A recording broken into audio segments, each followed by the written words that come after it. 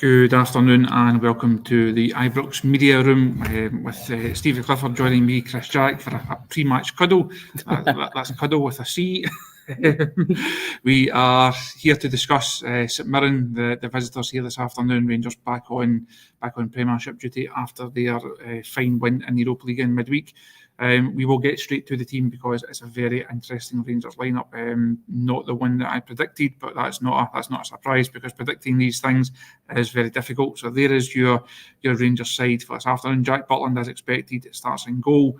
The back four of Cash and Mirzo, Balogun, Proper and Jefty. Barron and Raskin, so impressive in midweek, retain their two spots. Steele Mandy comes in for Tom Lawrence, who does not make the squad. Hopefully get an injury update on him post-match.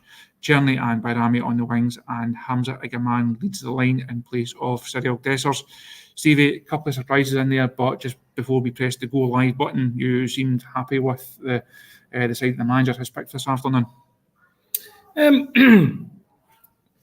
There's a few changes, yeah, definitely. I'm pleased to see Casavirzo come in at right back. It's not a James Tavernier thing, but James Tavernier does need rested, so I think that's okay.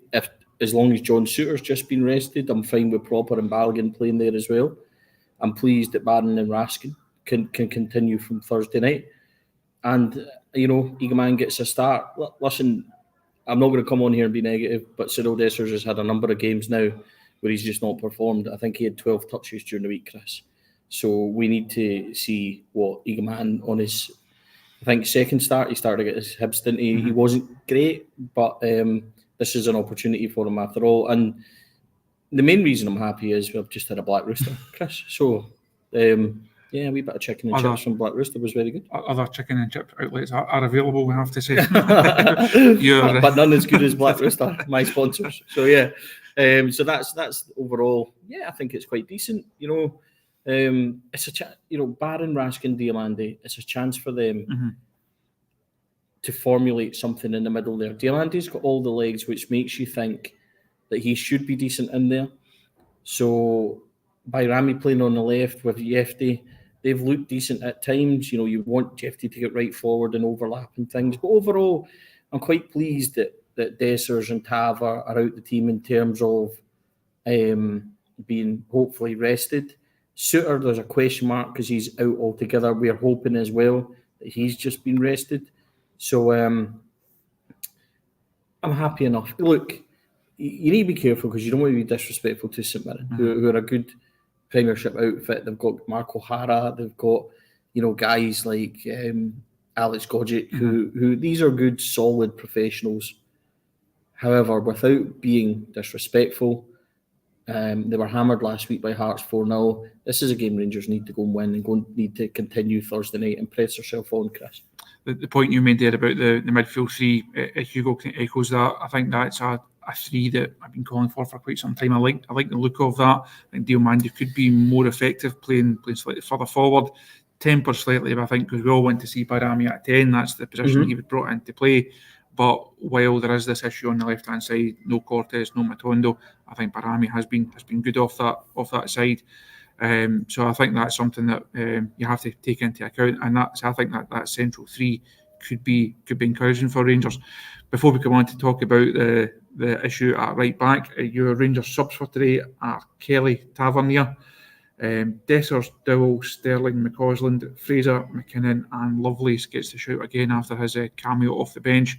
Also, the main talking point, you touched on it there, Casanvirzo in at right back ahead of James Tavernier. People will see it as dropped, people will see it as Clement making a big call. I think it's safe to say it's more a rotation than being dropped. He's not been dropped because he was terrible on Thursday night. He's been rested because Rangers are in this period now. Number of big games coming up. Come Wednesday night, James Tavernier's going to be back at right back, isn't he?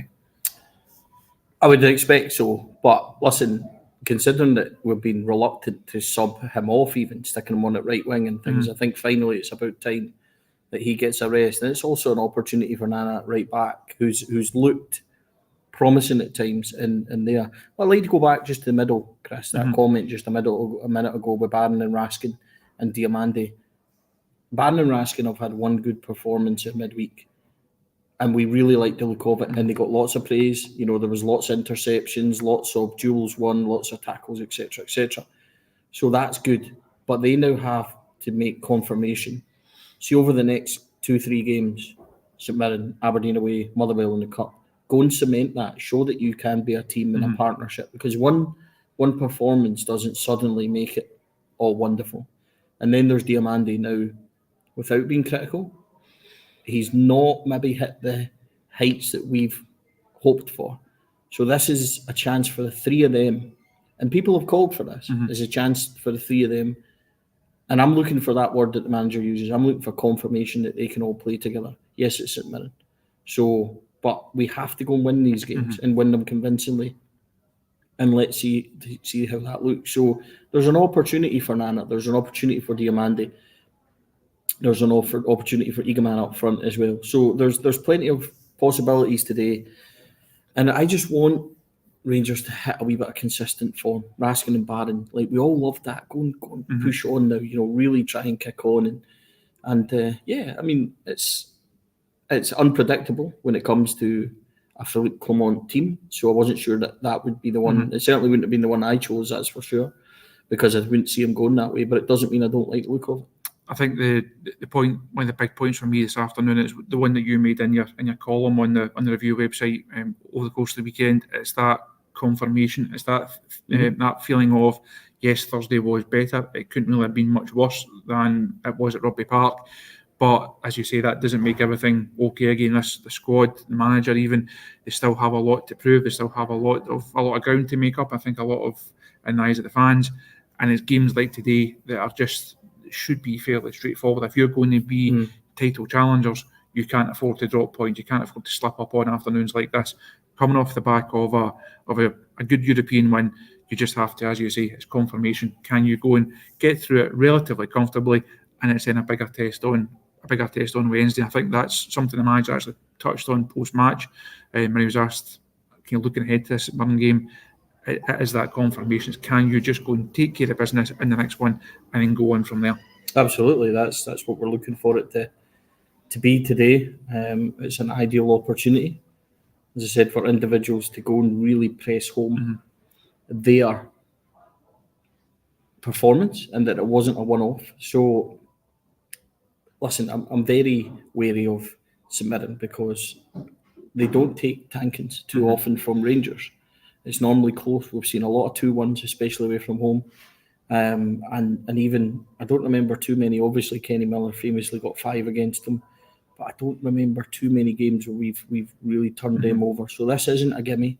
They will sit a low block, so we'll have plenty for of that. And what I would like to see is Barron being as aggressive as he was for the 4th goal on Sunday, where he was pressing really high up.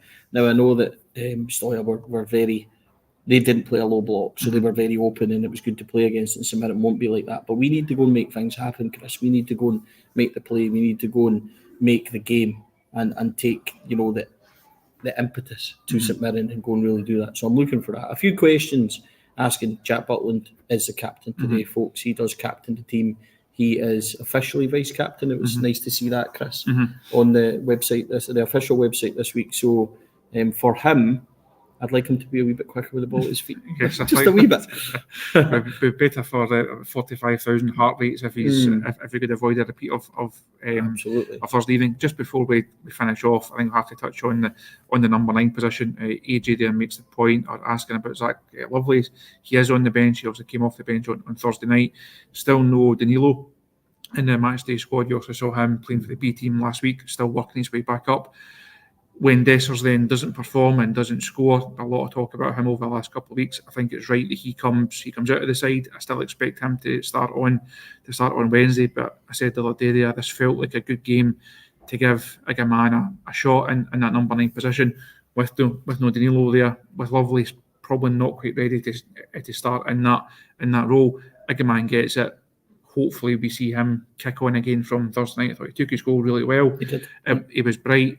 But as you mentioned, his other start earlier on there, didn't really take his chance on that day. This feels like not a defining afternoon for him, but feels like a big opportunity for him just to touch on that confirmation statement again, to try and move on from what was a good night for him the manager was actually asked about how excited should the fans be, and he said not at all, because he doesn't want to keep all the pressure on. He doesn't want to make statements about how good Agaman could be.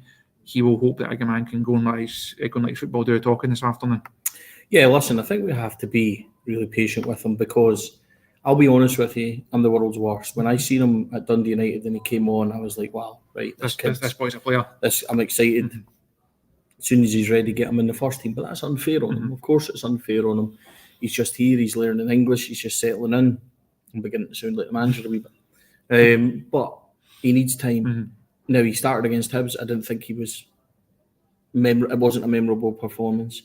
He's had a few cameos since, and maybe not hit the heights of that game. So it's not a criticism. I think we just need to give him time. But today is an opportunity for him, and it might just be that